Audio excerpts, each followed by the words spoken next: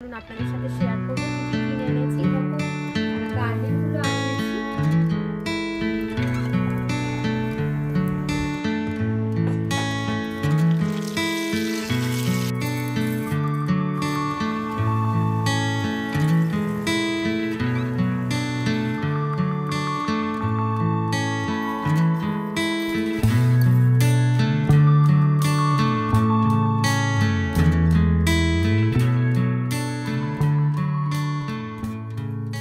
বানানো হয়ে গেছে। কেমন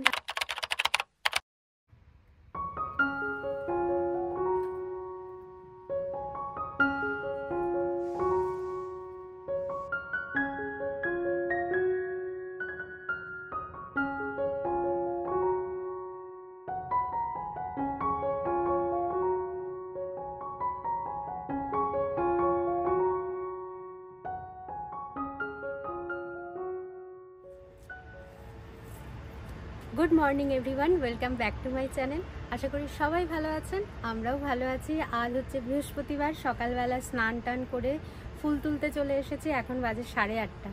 এখন তাড়াতাড়ি একটু করার চেষ্টা করি, আসলে লেট হয়ে যায় অনেক বৃহস্পতিবার।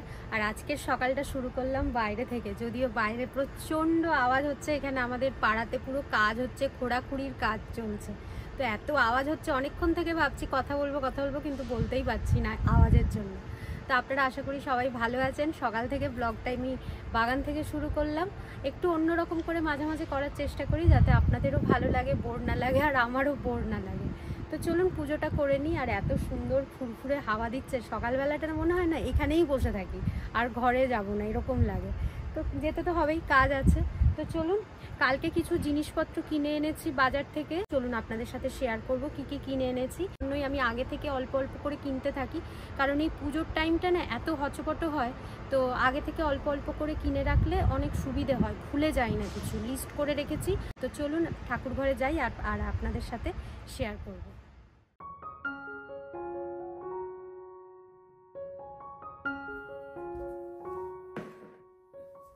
লক্ষ্মী পুজোর জন্য হ্যাঁ অনেক বেশিক্ষণ লাগে না, লক্ষ্মী পুজোর জোগাড়টাই মেন লাগে। পুজো আমরা তো সবাই যে যার নিজের ঘরে করি, কেউ কেউ মানে পুরোহিত দিয়ে করায়, কিন্তু আমি তো এখানে পুরোহিত দিয়ে করাই না, আমিও নিজেই করি। তাই জোগাড় টোগাড় যেগুলো লাগে সেগুলো মোটামুটি চেষ্টা করি কিছু বাদ না যায়, যেগুলো পাওয়া যায় এখানে হ্যাঁ আয়ত্তের মধ্যে থাকে, আমি সেগুলোই নিয়ে এসেছি। আর কি কি সামগ্রী কিনে এনেছি এখন চলুন দেখাই। টুকটাক টুকটাক করে সব কিনে রাখছি। পান টান তো এখন কেনা যাবে না, সেই একদম আগে আগে পান ওই সব কিনে আনবো। যেগুলো কিনে আগে থেকে রাখা যাবে সেগুলোই রেখেছি। এখানে আমি এরকম হলুদ কিনে এনেছি, যে শুকনো হলুদ পাওয়া যায়, হলুদ দেয় এই গাঁটগুলো। আগে থেকে একটু তিলের নাড়ু কিনে রেখেছি, এরকম প্যাকেটে তিলের নাড়ু পাওয়া যায়, কারণ তিলের নাড়ুটা ঘরে আমি বানাই না। এই নিয়েছি, নারকেল নাড়ুটা আমিই বানাবো। তিলের নাড়ুটা এখানে কিনে রেখেছি। এখানে একটা ওই পইতে দেয় না, গণেশকে প্রথমে যে দেয় আর কি, নিবেদন করে এই পইতে, গণেশ পুজোর জন্য লাগে। তো এইটা কিনেছি। সুপারি আমার কাছে আছে অনেক, তাও কিনে এনেছি, যেহেতু 7টা পানে 7টা সুপারি দিতে হয়, তো আমি ওই জন্য আরও বেশি করে কিনে এনেছি। আর এখানে আছে হচ্ছে ধান সমেত পঞ্চশস্য। এখানে ওই পঞ্চশস্য চারিদিকে দেয় না ওই ঘটের নিচে, তো সেই পঞ্চশস্য কিনে এনেছি। আচ্ছা, আর একটা জিনিস দেখাতে ভুলে গেছি, বাতাসা। বাতাসার খই তো লাগে, খই পেয়েছি, কিনে রেখেছি। খইয়ের মধ্যে 1-2টো বাতাসা আছে, কিন্তু আর আমি মাঝে মাঝে বৃহস্পতিবারও বাতাসা ভোগ দিই। তাছাড়াও তো লক্ষ্মী পুজোতে মেন বাতাসা লাগেই, যে শুকনো প্রসাদটা আমরা দিই। যেখানে গেছিলাম সেখানেই একমাত্র পাওয়া যায় বাতাসাটা। এখানেও মাঝে মাঝে পাওয়া যায় আমাদের সামনে, কিন্তু সব সময় থাকে না। আর বিশেষ করে পুজোর টাইমে না সব ফুরিয়ে যায়, ওই জন্য আমি আগে থেকে যখন গেছিলাম পূজা গ্রসারিজ, আপনাদের আগের ব্লগে দেখিয়েছি, ওখান থেকে আমি নিয়ে এসেছি। তো পেয়ে গেছি, এরকম একটা বক্স নিয়ে চলে এসেছি, কৌটো। আর খই তো আমার কাছে আছেই, খইয়ের মুড়কি বানাবো। তো এই হলো আমার সব কিছু কেনাকাটা চলছে অল্প অল্প করে। আরও কয়েকটা জিনিস আপনাদের দেখাচ্ছি। ঠাকুরের ডেকোরেশন করব বলে এই রকম গার্ডেনগুলো আনিয়েছি। এগুলো ভীষণ ভালো লেগেছে আমার। আমি অনেক দিন ধরে কিনবো করছিলাম, কিন্তু হচ্ছে না। ভাবছিলাম দেশে যাব যখন নিয়ে আসবো, কিন্তু প্রত্যেকবারই এরকম ভাবি আর হয়ে ওঠে না শেষ অবধি। তাই আমি ভাবলাম যে এইগুলো অন্তত কিনেই রাখি, বাকি জিনিসগুলো নিয়ে আসবো। কিছু নেই, সেই জন্য আগে থেকে অল্প অল্প করে সব কিনে রাখছি এখানে। এগুলো দিয়ে সাজাবো। আরো কিছু জিনিস আনতে দিয়েছি, সেগুলো মানে অ্যামাজনে অর্ডার করেছি, সেগুলো চলে আসবে। সেগুলো এলেও আপনাদের সাথে শেয়ার করবো। এরকম 5টা আছে, এরকম বড় বড় 5টা গার্ল্যান্ড আছে। খুব সুন্দর দেখতে লাগছিল আমার। সাজালেও আশা করি তোরণ হিসেবে লাগালেও খুব সুন্দর লাগবে। পুজোয় বসার আগে ভাবলাম পুজোর সামগ্রীগুলোকে ভালো করে গুছিয়ে জায়গার মতো রেখে দিই। ছোট ছোট জিনিস তো এদিক ওদিক রেখে দিলে পরে সময় মতো আর খুঁজে পাবো না। পুজো করে চলে এসেছি। আজকে পুজোটা আর আপনাদের সাথে শেয়ার করিনি, এর আগে ব্লগে আপনাদের সাথে অনেক ডিটেলসে শেয়ার করেছিলাম, তাই ভাবলাম যে আজকে আর পুজোটা শেয়ার করব না। এখন চলে এসেছি ব্রেকফাস্ট বানাতে। ব্রেকফাস্টে আজকে বানাবো হচ্ছে এখানে সুজির উপমা। তো সুজির উপমার এইটা আমার একবার খেয়েছিলাম আমি মুম্বাইতে, যখন আমরা লাভাসা যাচ্ছিলাম মুম্বাইয়ে। তখন লাভাসা যাওয়ার পথে একটা দোকানে, মানে একটা রেস্টুরেন্টে এই টাইপের একটা উপমা খেয়েছিলাম, যেটা খেতে আমার ভীষণ ভালো লেগেছিল। তো সেইভাবেই বানানোর চেষ্টা করছি। এখানে তেল আর ঘি দিয়ে দিয়েছি, একটু ঘি বেশি করে দিতে হবে। ঘিয়ের মধ্যে ফোড়নে দিলাম এখানে কারি পাতা, শুকনো লঙ্কা, আর দিলাম এখানে সর্ষে। তারপরে দিয়ে দিলাম পেঁয়াজ। পেঁয়াজটা একটু ভাজা হয়ে গেলে এখানে দিয়ে দিলাম ছোট ছোট করে কেটে রাখা আলু আর গাজর। তারপরে সব সমেত একসাথে ভেজে নিলাম ভালো করে। একটু অ্যাড করে দিলাম নুন, তারপরে একটু ঢাকা দিয়ে দিলাম যাতে সবজিটা একটু সেদ্ধ হয়ে যায় আর ভাজাও হয়ে যায়। তারপরে ঢাকা খুলে দেখলাম এখানে অনেকটাই ভাজা হয়ে এসেছে। তখন আমি এখানে অ্যাড করলাম প্রায় হাফ কাপ মতো সুজি, হাফ কাপের থেকে একটু বেশি নিয়েছি। তারপরে সুজিটার যেটা সবজি আছে সব একসাথে ভালো করে ভেজে নেব। সুজিটা এমনভাবে ভাজবো যাতে সুজি থেকে একটা খুব সুন্দর গন্ধ বেরিয়ে আসে। সুজিটা ভাজা হয়ে গেলে এখানে যতটা সুজি নিয়েছি তার থেকে ডবল এখানে জল নিয়ে নিলাম। তারপর এর মধ্যে অ্যাড করে দিচ্ছি এখানে পরিমাণ মতো নুন আর মিষ্টি। আমার যেহেতু এটা একটু মিষ্টি মিষ্টি খেতে ভালোবাসে, তাই মিষ্টির পরিমাণটা আমি বেশি দিলাম। কেউ যদি পছন্দ না করেন তাহলে সে কমও দিতে পারেন। তবে যেখানে আমি খেয়েছিলাম ওখানে একটু মিষ্টি মিষ্টিই করেছিল, খেতে খুব ভালো লেগেছিল। ঢাকা দিয়ে 3 মিনিট রেখে দেওয়ার পর ঢাকা খুলে যখন দেখি তখন দেখছি জলটা পুরো টেনে নিয়েছে। এই রকম হয়ে যাবে একদম। এর থেকে আর একটু লিকুইড থাকলেও কোনো অসুবিধা নেই, খেতে বেশ ভালোই লাগে এটা। ব্যাস রেডি হয়ে গেছে সুজির উপমা। দারুণ লাগছে, আর এইভাবেই ঠিক সার্ভ করে দিয়েছিল আমাদের, জানেন। তাই সেটা মুখেও লেগে আছে আবার চোখেও লেগে আছে, মানে দেখেছিলাম যেরকম সেটাও ভুলিনি। তো আমার খুব ভালো লাগে, একবার বাড়িতে অবশ্যই ট্রাই করে দেখতে পারেন। সকাল থেকে ব্রেকফাস্টের পর লাঞ্চের পর আবার বিকেলে চায়ের স্ন্যাক্স, মানে একটার পর একটা আমাদের কিন্তু চলতেই থাকে। সারা দিনটা আমাদের কিচেনেই মোটামুটি কেটে যায়। তো যেই ব্রেকফাস্ট শেষ হলো, ব্রেকফাস্ট করেই চলে এসেছি লাঞ্চের প্রস্তুতি করতে। আজকে লাঞ্চের সাথে সাথে আরও অনেক কিছুই করব, সেগুলো তো সব আপনাদের সাথে শেয়ার করব। আর এখানে আমি দেখালামই 3 রকমের ডাল নিয়ে নিয়েছি, মসুর ডাল, মুগ ডাল আর নিয়েছি তুয়ার ডাল। সবগুলোই মোটামুটি সমান পরিমাণেই নিয়েছি। তারপরে ভালো করে ডালগুলোকে কচলে ধুয়ে নিলাম, যাতে ডালের যে পাউডারটা থাকে ডালের মধ্যে সেটা ভালোভাবে ধুয়ে বেরিয়ে যায়। তারপরে জল ভরে এটাকে এর মধ্যে পরিমাণ মতো নুন দিয়ে এটাকে আমি প্রেসার কুকারে সেদ্ধ হতে দিয়ে দেবো। কয়েকদিন আগে বাজার থেকে 3খানা বড় বড় আম এনেছে। এই আমগুলো দিয়ে আমি কি করি বলুন তো? ডাল আর কত খাবো? একটা আমেরই প্রায় 2 দিন ডাল হয়ে যাবে। তারপরে চাটনি খেতে গেলেও প্রচুর চিনি দিয়ে চাটনি বানাতে হয়। এত চিনিটাও খাওয়া উচিত না, কারণ মিষ্টি এমনিই আমরা একটু বেশিই খাই। তাই ভাবলাম এই আমগুলো দিয়ে আম তেল বানালে কেমন হয়। কারণ আচার খেতে খুব একটা আমার ভালো লাগে না, ঝাল ঝাল আচার খেতে। মিষ্টি আচারটা ভালো লাগে, তবে ওই আবার মিষ্টি খাওয়া হবে। তারপরে আমরা বিকেলের দিকে একটু ঝালমুড়ি খাই, তাই ভাবলাম একটু যদি আম তেল বানিয়ে রাখি তাহলে কিন্তু খুব ভালো হয়। আর আচার, আম তেল এগুলো আগে আমাদের নিজেদের বানাতে হতো না। আমাদের মা, আমাদের শাশুড়ি মা, দিদারা এগুলো আমাদের সব বানিয়ে দিত। কিন্তু এখন তো ওদের অনেক বয়স হয়ে গেছে, ওরা আর পারে না। তাই ভাবলাম নিজেই বানাই। একটা সময় আমার মনে আছে আমার দিদা আমার জন্য আমের আচার, আর গোলক যেহেতু কুলের আচার খেতে ভালোবাসতো তাই গোলকের জন্য আলাদা করে কুলের আচার বানিয়ে দিত। কিন্তু দিদা তো আর এখন আমাদের মাঝে নেই, দিদা চলে গেছে অনেক দূরে আমাদের থেকে। তাই ভাবলাম দিদার রেসিপিগুলোই আপনার সাথে শেয়ার করি। এখানে দেখুন আমের মধ্যে এখানে আমি একটু বিট নুন, একটু এমনি যে আমরা সাধারণ নুন ইউজ করি সেই নুন, আর সাথে একটুখানি লঙ্কা গুঁড়ো আর হলুদ দিয়ে এটাকে ভালো করে ম্যারিনেট করে নিলাম, মানে মাখিয়ে নিলাম।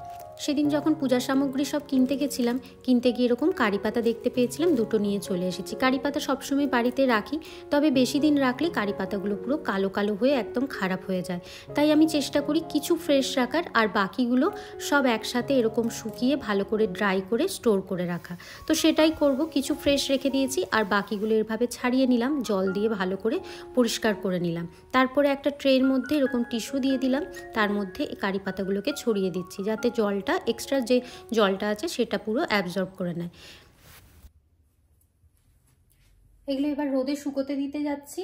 এগুলো যতক্ষণ না জলটা একদম শুকোচ্ছে ততক্ষণ তুলবো না, আর এটা পুরোটা দিনই আজকে রোদে রাখবো যাতে এটার যে ময়েশ্চার আছে সেটা যাতে একদম ড্রাই হয়ে যায়। তো চলুন রোদে দিয়ে আসি।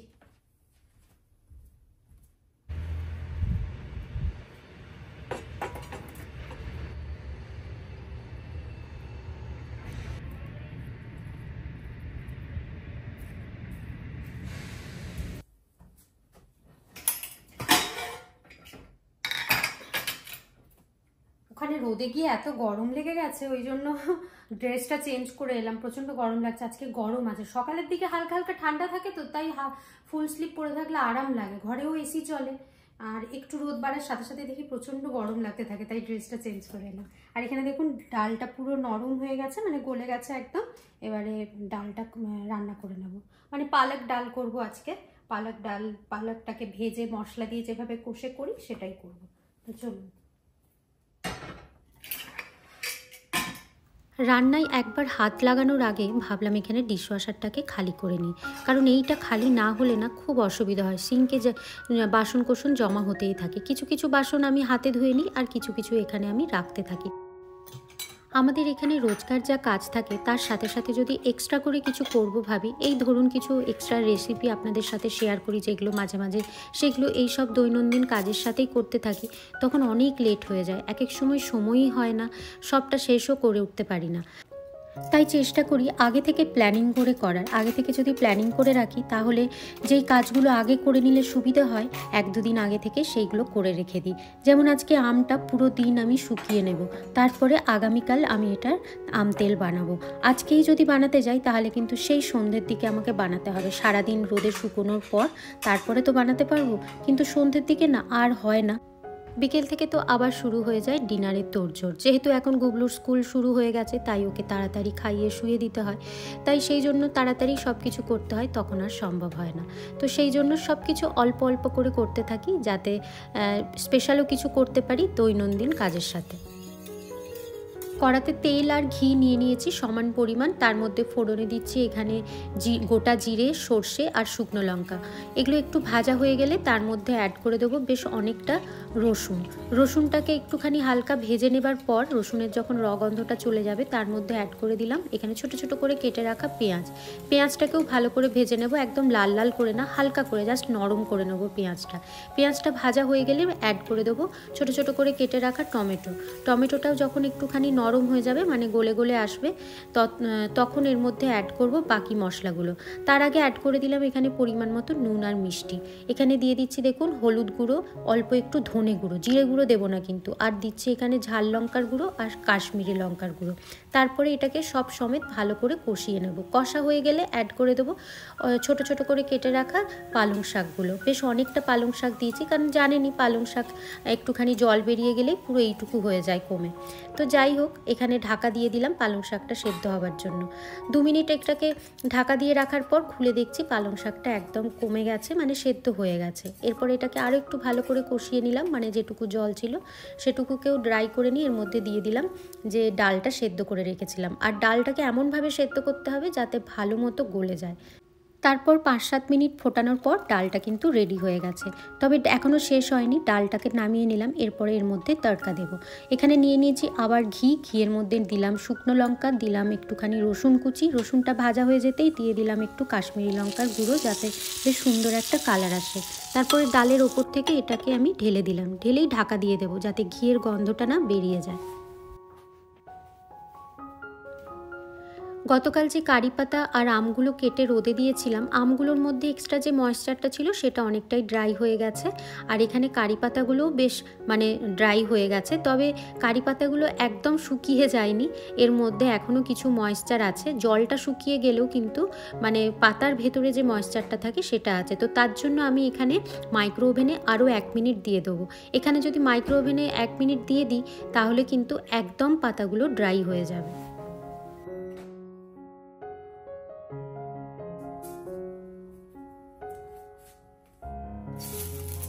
ড্রাই অনেকটাই হয়ে গেছে, এখন গরম আছে তাই একটুখানি নরম লাগছে, কিন্তু আওয়াজটা বুঝতে পারছেন বেশ ড্রাই হয়ে গেছে। চলুন এবার এগুলোকে রেখে দিই ভরে। কারি পাতার এক একটা প্যাকেটের এত দাম, তাই নষ্ট হলে না খুব গায়ে লাগে। তাই যখন এরকম অপশন আছে তাই কিছু ফ্রেশ রেখে কিছু আমি এইভাবে ড্রাই করে রেখে দিই। যখন ফ্রেশ থাকে না তখন কিন্তু এটাই ভীষণ কাজে লাগে। কিছু এখানে রেখে দিলাম আর কিছু একটা আলাদা কৌটোয় আলাদা শিশি করে স্টোর করে রেখে দেবো। এখানে কারি পাতা রাখতে গিয়ে দেখলাম শুকনো লঙ্কাটাও শেষ হয়ে গেছে, তাই আবার একটু রিফিল করে দিলাম। এই রকম সব ভরে ভরে রাখলে না খুব ইজি হয় যখন রান্না করি। এখানে এক্সট্রা যেই কারি পাতাগুলো ড্রাই করে রেখেছি এরকম একটা এয়ারটাইট একটা কন্টেনারে আমি স্টোর করে রেখে দেবো।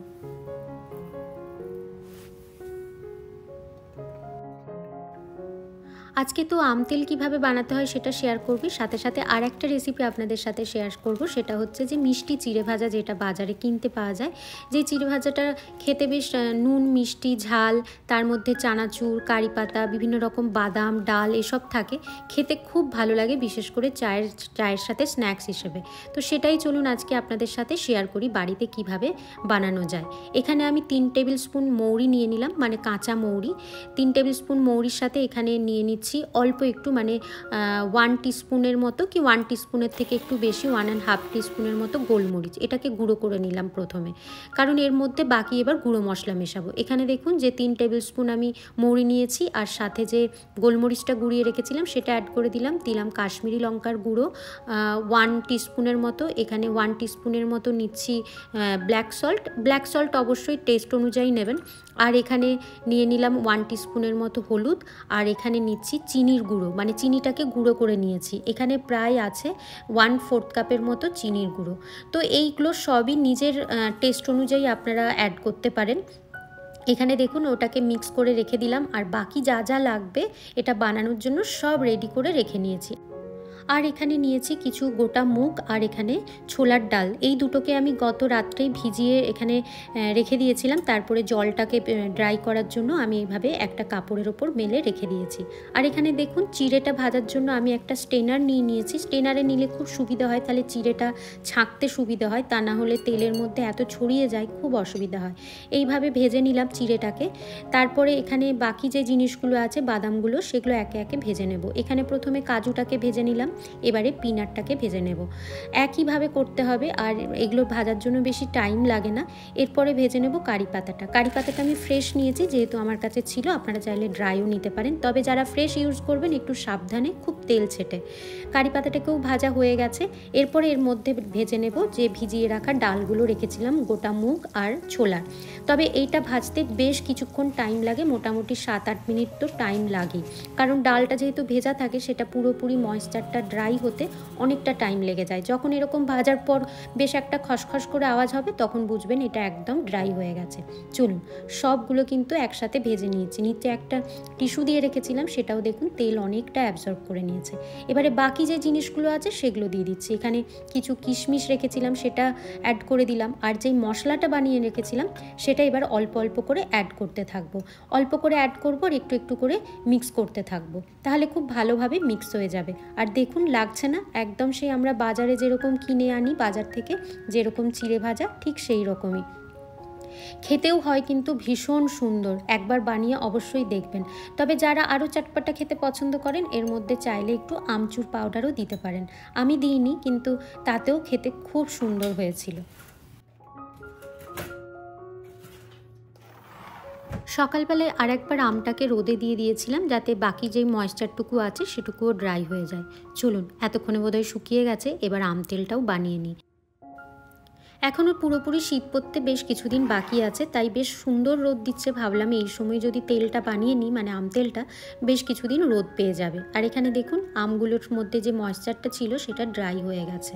আর এখানে আমি কিছু স্পাইস নিয়ে নিয়েছি, তার মধ্যে নিয়েছি এখানে 1.5 টেবিল স্পুন মৌরি, 1 টেবিল স্পুন ধনে, 1 টিস্পুন গোটা সর্ষে, আর এখানে নিয়েছি গোটা জিরে 1 টিস্পুন, আর 1/2 টিস্পুনের মতো নিয়েছি মেথি, আর বেশ কয়েকটা শুকনো লঙ্কা দিয়ে এটাকে একটুখানি গরম করে নেব। একদম পুরো ভাজা করব না, জাস্ট একটু গরম করে নেব যাতে যে নরম ভাবটা থাকে সেটা চলে যায়। এবার এর মধ্যে অ্যাড করে দিলাম অল্প একটুখানি চিনি, দিয়ে এটাকে ভালো করে গুঁড়ো করে নেব। খুব বেশি না, মানে খুব বেশি পাউডার করব না, একটুখানি দেখুন এরকম দানা দানা থাকবে সেই রকমভাবে করে নেব।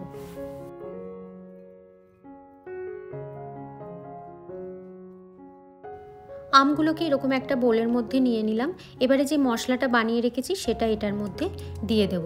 এটা দিয়ে দেওয়ার পর এর মধ্যে আরও কিছু আমি স্পাইস দেব। তার মধ্যে এখানে দিচ্ছি বেশ অনেকটা, মানে 1 টিস্পুনের মতো এখানে আমি কাশ্মীরি রেড চিলি পাউডার দিয়েছি, দিলাম পরিমাণ মতো স্বাদ অনুসারে নুন, দিয়ে এটাকে ভালোভাবে মশলার সাথে বাকি যে মশলাগুলো দিলাম পরে সেগুলোর সাথে একসাথে ভালো করে মিক্স করে নেব।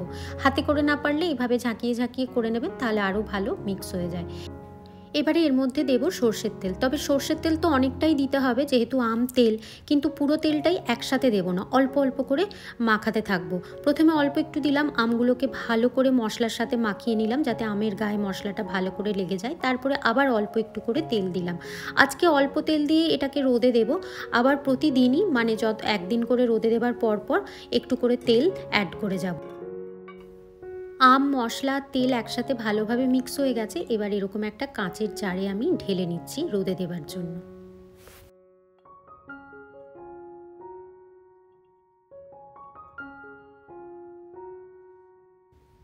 এরপর ওপর থেকে আরও বেশ অনেকটা তেল দিয়ে দিচ্ছি। তবে আরও তেল দিতে হবে, ওই যে বললাম একসাথে পুরোটা দেব না, আজকে একটু এইটুকুই রোদে দেব, তারপরে আবার আগামীকাল। চলুন, এটা তো হয়ে গেছে, এটা রেডি করে নিলাম। এরপরে চিড়েটাকেও ভরে নিই। বিয়ের পর থেকে আমি ওয়েস্ট বেঙ্গলের বাইরেই থাকি। তো ওয়েস্ট বেঙ্গলের বাইরে বলতে আমি মুম্বাইয়ে থাকতাম। তো মুম্বাই দেখতাম গণেশ চতুর্থী যাওয়ার পর থেকেই, মানে মোটামুটি এই পুজো দশেরা তারপরে দিওয়ালি আসার আগে ওরা এই টাইপের ঘরে ঘরে সব স্ন্যাক্স বানাতো। কেউ লাড্ডু বানাতো, লাড্ডুর সাথে সাথে এরকম চিড়ে ভাজা, যেটাকে ওরা চিবড়া বলে, আমরা বলি চিড়ে ভাজা, ওরা চিবড়া বলে, সাথে আরও অনেক চানাচুর টাইপের জিনিসও ওরা বানাতো। তো সেখান থেকেই আমার এগুলো শেখা।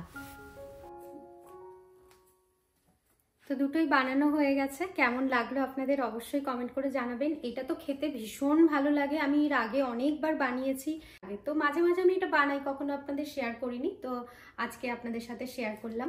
এই দিওয়ালি টিওয়ালি এলে তখন এই টাইপের স্ন্যাক্সগুলো দিলেও খুব ভালো লাগে। তাছাড়া বিকেলে চায়ের সাথে দেখবেন এই টাইপের স্ন্যাক্সগুলো খুব ভালো লাগে। বাড়িতেও এত সুন্দর বানিয়ে নেওয়া যায়। আর এখানে আমের আচার হয়ে গেছে। আসলে আমি খুব একটা আমের আচার না, সরি, আমি আমের তেল, মানে আম তেল, আমি আমের আচার এরকম টক আমের আচার খুব একটা খেতে পছন্দ করি না, বাট ঝালমুড়ি আমরা খুব খাই। তো ঝালমুড়ির জন্য এরকম মানে আম তেল বানিয়ে রাখলে দারুণ লাগে। মানে আর কিছু যদি নাও থাকে, একটু আম তেল চানাচুর দিয়ে দেখবেন মুড়িটা কিন্তু খুব সুন্দর খাওয়া যায়। তো চলুন, এটা এখন রোদে দিতে থাকি, রোদে দিয়ে দিই, আস্তে আস্তে এটা মজবে। রোজই যতদিন এরকম ভালো রোদ থাকবে এরকম দিতে থাকবো। আর এটা তো রেখে দেবো প্যান্ট্রিতে। তো চলুন, কেমন লাগলো আমাকে কিন্তু অবশ্যই কমেন্ট করে আপনারা জানাবেন। এই ব্লগে আপনাদের সাথে অনেক কিছু শেয়ার করলাম যেগুলো আপনাদের কাজে লাগতে পারে।